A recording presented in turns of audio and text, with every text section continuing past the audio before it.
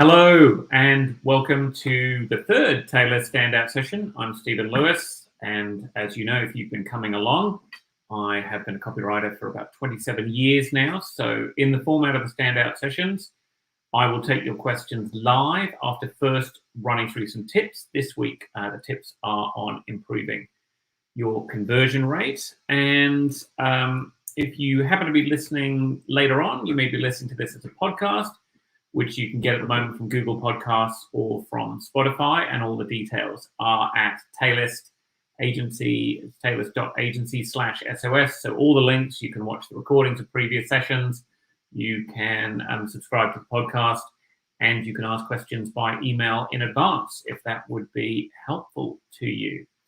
So let me just check here. We do have some questions that have come in earlier this morning from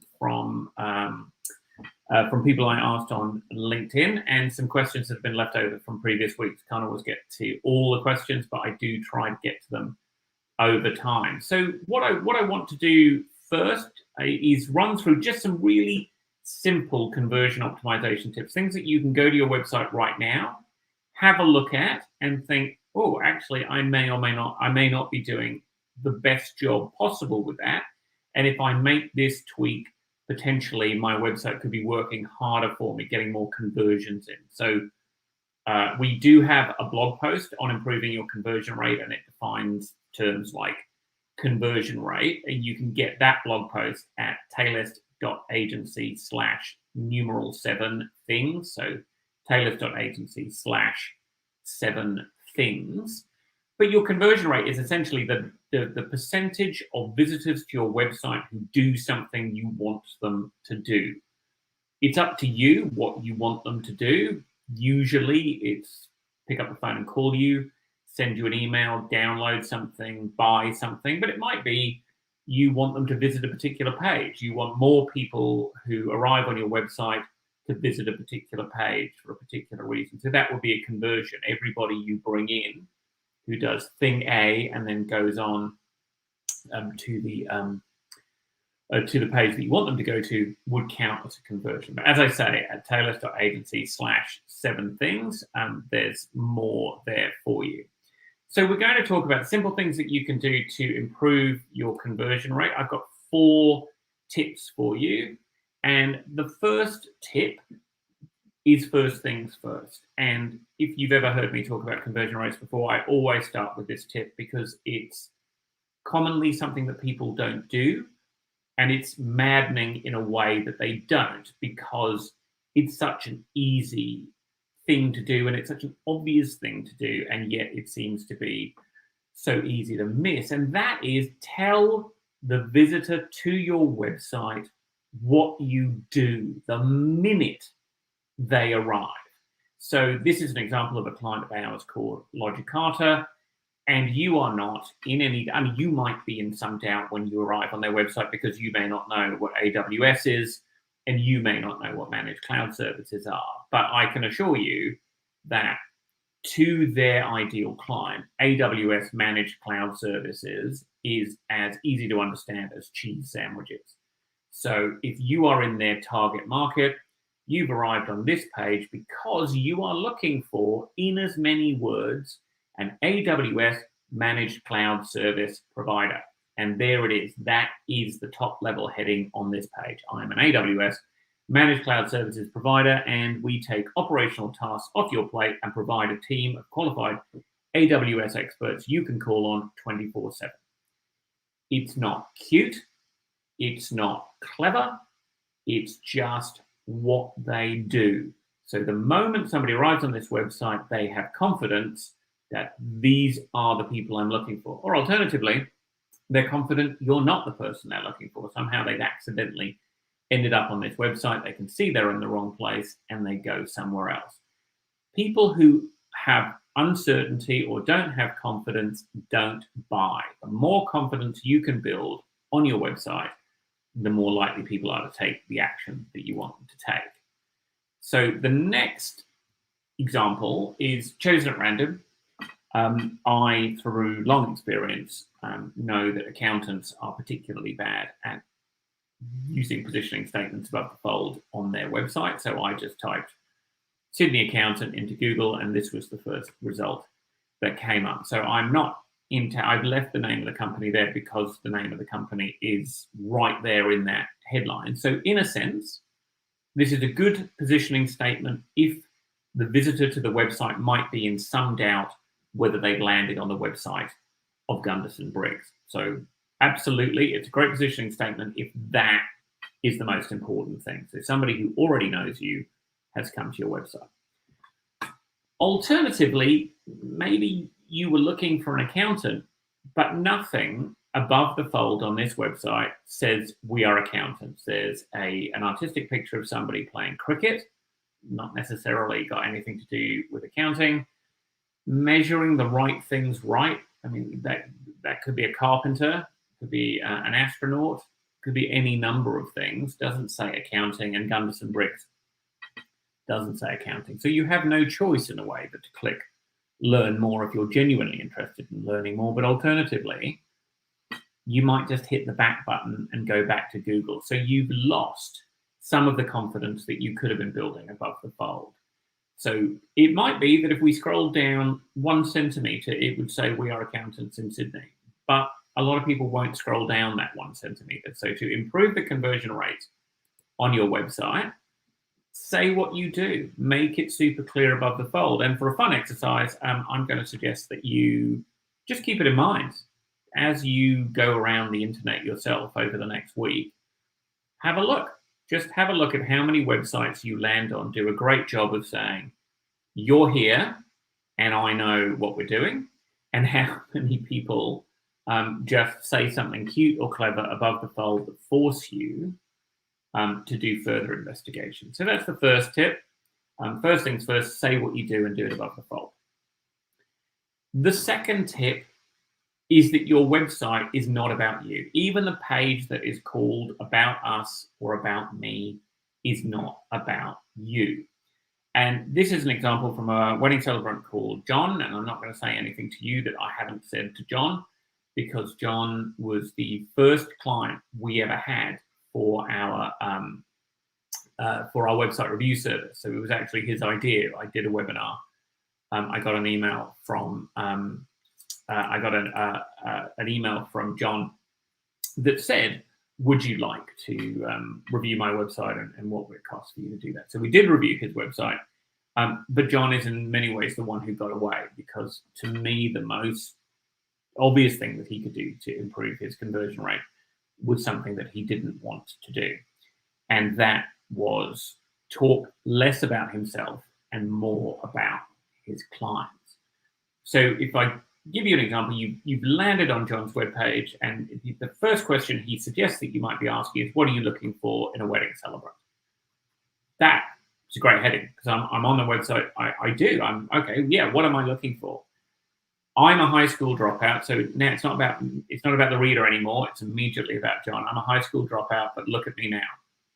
I don't know what that has to do with being a wedding celebrant, and more importantly, what does it have to do with me as most likely a bride? I know from working with a lot of wedding celebrants that generally the person on their website is the bride, but not universally. I don't want to exclude anybody, but generally speaking, it's the bride. So I'm a bride. What's it got to do with me that you're a high school dropout? I'm bald with glasses and can change your life forever. Yeah, okay. But it's not like me. You'll like working with me because I'm friendly, house-trained, trustworthy, enthusiastic, helpful, reliable, organized, perfectionist, and have a dry sense of humor. I was a wedding DJ for 25 years. Okay, and I won't read the whole thing, but essentially, the camera, and I think about copywriting in these terms a lot. Where is the camera? And the camera in this example is on John. There's a lot here about John, and yes, you can reverse engineer what that says about me and the wedding that I want, but you shouldn't be asking your readers to reverse engineer where they fit in. You should be showing them where they fit in. So just to do the conclusion there, welcome, I'm John, your Melbourne marriage and wedding celebrant. The easiest way to get to know me and what I have to offer is to sit back, relax, and read the website. I am absolutely certain that a bride who is rushed off her feet trying to plan her wedding and has 10,000 things on her list of things to do does not want to pour herself a coffee, sit back, relax, put her feet up, and learn about you. That is not the goal that she's trying to accomplish today. So what does it look like if you have a website that's not about you? And this is an example from a client of ours, Affinity Communications, Melissa Donnelly. This is her new About Us page on her new website. And I love this as an example of what I'm talking about, because this is the above the fold section of Melissa's website, and there's nothing here about Melissa. Yes, communications advice for businesses that are serious about making changes. So she's confirming that she gives communications advice, and she's saying who you are, not who she is, who you are. You are a business that is serious about making changes. So the camera is on the reader. And if we go from there to the bit that's below the fold, you build a smart business, so it's a tragedy when you're the perfect fit for the work, but you lose out because the market doesn't see that capability. Camera firmly on Melissa's reader, firmly on their problem. And yes, it's about her, because if you're reading that, you're thinking, wow, this person understands my problem, because that is me. Yes, we have a great business, and repeatedly we're going forward for work and we're not getting the work because we're not communicating clearly. So Melissa is talking about herself in that sense. You're seeing her expertise because she's diagnosing your problem so accurately, but she's not talking about herself. It's no good being the best provider or the best employer if the right people don't believe that's the case. Wow, that's so true. You really understand me. So this page is called About Us, but Melissa is demonstrating she understands you. Communications, marketing, branding, they're all about getting the right messages to the right people at the right time. That translates to bottom line significance for every business. So you've come to Melissa's About Us page, and you are getting a sense of who she is and what she cares about and what she can help you with, but the camera is firmly on you, and that makes for a great About Us page. So have a look at your own About Us page and ask yourself, where is the camera pointing? Is it pointing at me because I saw that the title of the page was About Us, and so I started writing about myself? Or is the camera pointing at your reader? So that's our second tip. The About Us page isn't all about you.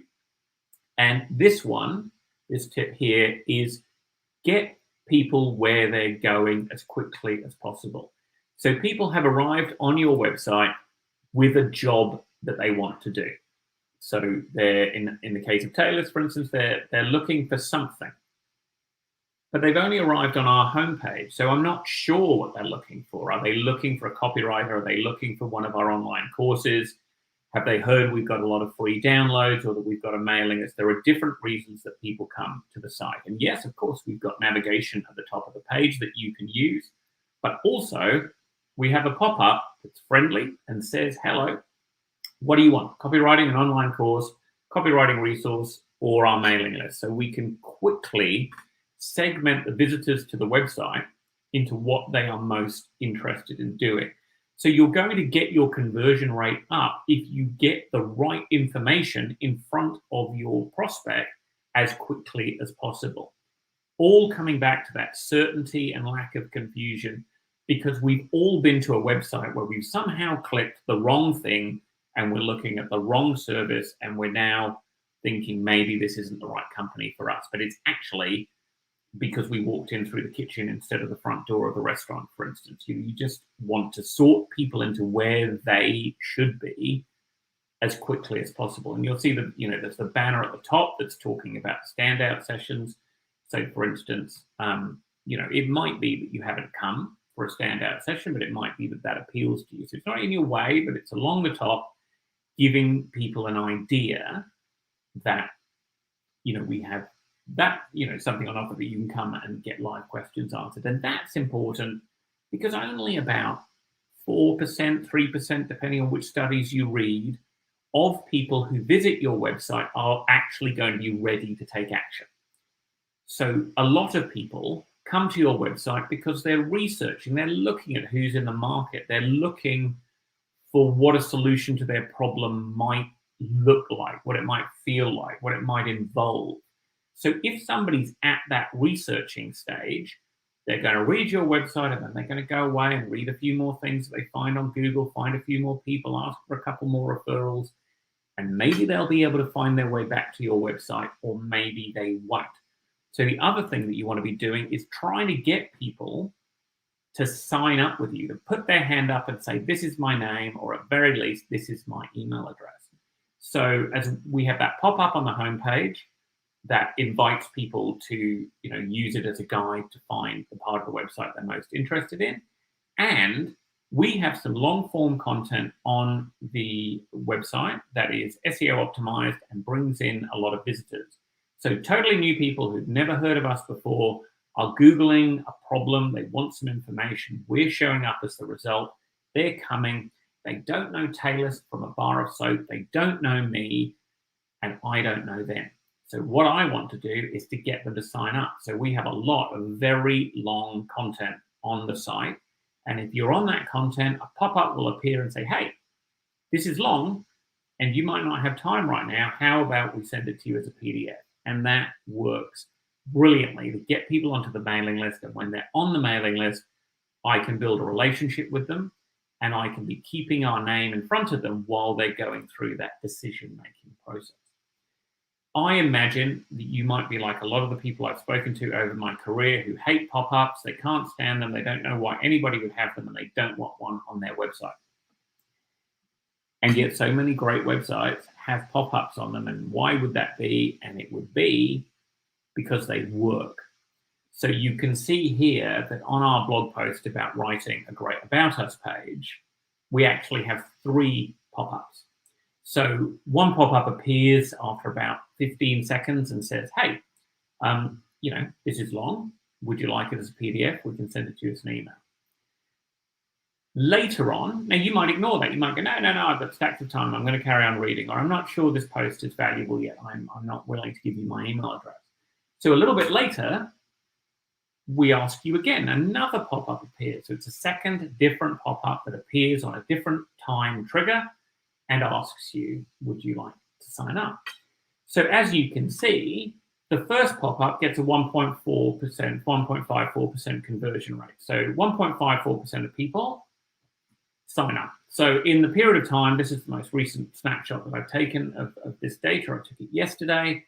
8 people have joined the mailing list as a result.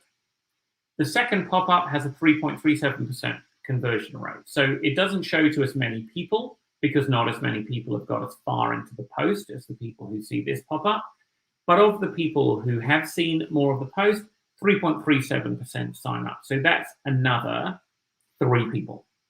Then we get to the Perfect About Us page, last chance. So if you look like you're going to exit the page, another pop-up appears and says, hey, before you go, maybe you thought this was too long, why don't you get the PDF? That's got a 4.85% conversion rate. So that's another 30 people who've been added to our mailing list. So in total, over this time period, we've had 41 people added to our mailing list by adding a pop-up. And the majority of our sales of online training come from people who've been on the mailing list. So they've been on the mailing list, they get 2 emails a week, they see that we provide value, they see that we know what we're talking about. And when we say, hey, would you like a course on LinkedIn or writing a landing page, they're much more likely to buy. So before you dismiss pop-ups, think about all the people who are visiting your website and you have no idea who they are. And I'm putting this in the simple conversion rate tips because we use a tool called ConvertBox. You can see the name down there on the button on the left. It takes me 5 minutes to set up one of these pop-ups, so I can put one up quickly, test one. If we're doing a stand-up session, I can put one up and quickly test it. And if that's the sort of thing that interests you, they have a special lifetime deal, which you can access through taylor.agency/pop-up, one word, pop-up, if you're listening to the podcast, not watching the live stream. So if you go to taylor.agency/pop-up, you can get the special deal on ConvertBox. And all of those pop-ups that you see on the screen now, as I say, would have taken me 5 or 10 minutes to set up. And you can see from the statistics that people are joining our mailing list. And I can tell you that our mailing list is a big driver of product sales for us. So if that's of any interest to you, you're welcome to ask any questions that you might have about conversion rates there. But we also have some questions that people have asked before. So before I go to answering any questions about this, I'll answer a few of the questions that have built up over time. So the first question we had is from Diana, and Diana asks, what does it take to become a good writer? I mean, that's a great question, and I'm going to limit my answer to this one to copywriter because I don't pretend to be a great writer of fiction or poetry. I was a journalist, so I'm not a bad feature writer, so I could talk about feature writing, but I think in this sense, I'm talking about persuasive writing. And more than anything, being a good persuasive writer takes research into the reader. You cannot be persuasive until you understand who you've got to persuade. And there are two levels to that.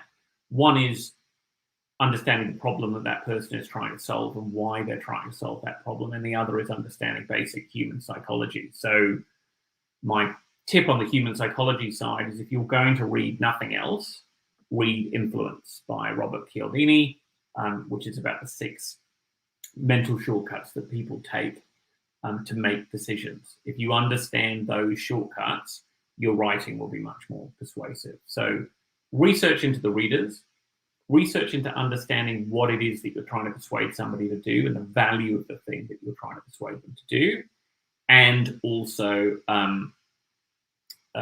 understanding human psychology, general and universally applicable, and also good writers read.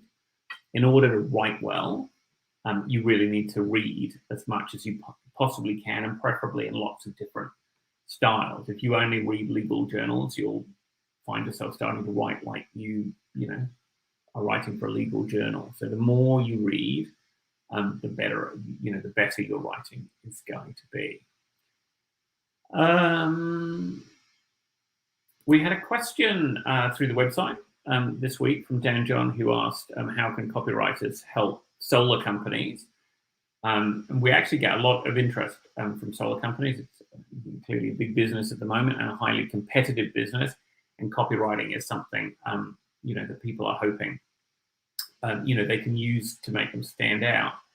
And we did do a website for a solar company here in Australia. And I can tell you that in my opinion, one change that we made an enormous difference in their Facebook campaign. And that was, I can't remember the exact number, but they said more than 80% savings on your electricity bill.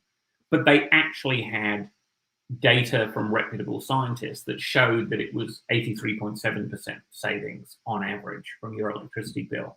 And simply, and we were talking, of course, in the tips section of this standout session about simple conversion tips, just changing more than 80% to 83.7% made a huge difference to the conversion rate of their Facebook ads, because there's a lot more credibility in a specific number. More than 30 years of experience is less believable and authoritative than 29 years of experience or 31 years of experience. So I would never, in copywriting, for instance, say almost 30. I would say 29. And a lot of clients will then immediately turn around and say, well, hang on a minute, that means I've got to update my website next year. To which I say, if somebody reads your website and hears that you have 29 years of experience and then finds out you actually have 30, are they going to be disappointed? No, it's not a lie. It's just more believable. So for solar companies, my advice would be focus on what is believable and not hypey, because it's an area in which, there are a lot of, I think, dodgy operators. So people are going into it quite suspicious. So the more proof that you can build into your copywriting, and specificity is a kind of proof. We do have a guide on the Taylor's website to 39 types of proof you can use to make your writing more persuasive, and you can get that and all of our downloads free from taylist.agency/downloads. And so there are 39 ideas there for things that you can use in your copywriting to make you more persuasive. John asked in LinkedIn that are there any important questions to ask before hiring a copywriter? I know it says Facebook on the screen, but LinkedIn doesn't allow us. So when somebody asks me a question in LinkedIn, we have to put it up manually. So it goes in as being from Facebook or YouTube, because we can't access LinkedIn directly through that platform. So John asked, are there any important questions to ask before hiring a copywriter? And I mean, we actually, again, have a whole guide on the website to how to choose a website copywriter. So if you actually you can't get that from our download section, you can get it from the website. So if you just Google Taylist and how to choose a copywriter, you'll find that article. But actually, my belief is that it's much less about how you what questions you ask the copywriter, and more about what questions the copywriter asks you, because copywriting is 100%, not 100% about research, but 80% about research. So to be a good copywriter, you have to have curiosity, and you have to have just that inquiring mind and that wanting to know about something. And I've always thought that one of my strengths as a copywriter is, for the period of time that I'm writing about a business, I am fascinated by that business. So I have written about things in my career that on the face of it, if I were to tell you what they were, you'd go, oh, that's really boring. I would not want to hear about that at a dinner party. But during the process, I am genuinely fascinated, and I'm asking questions, and I'm enthusiastic. And when I'm writing the copy, I'm enthusiastic about the product or the service. And that, to me, is critical. So you need someone who's got that desire to ask questions. And if you have a desire to ask questions, you will ask questions during the interview process. So I know, for instance, when people call us to inquire about copywriting, I think they're often quite surprised at the beginning of the call. A good 20, 25 minutes is probably just us asking questions like, oh, okay, why are you doing that? And why do you want that? And oh, who would read that? And why would they, why would they want that? And oh, okay, is this a challenge for you?